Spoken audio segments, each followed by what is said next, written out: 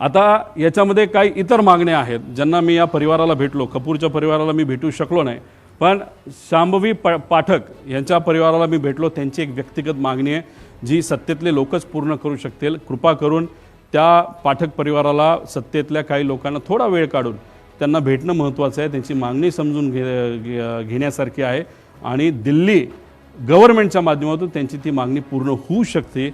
म्हणून मी आपल्या माध्यमातून त्या लोकांना जे सत्तेत आहेत त्यांना विनंती करतो।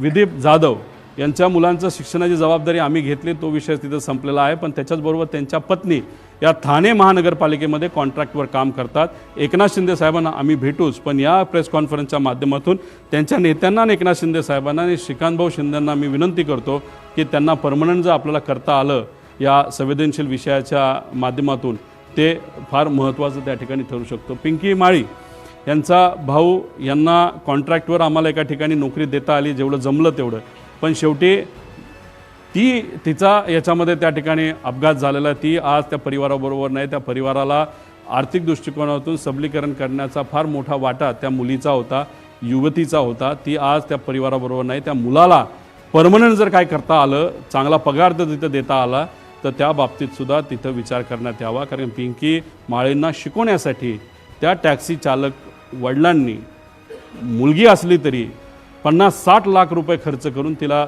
शिकवण्याचा प्रयत्न केला आणि शिकवलं सुद्धा।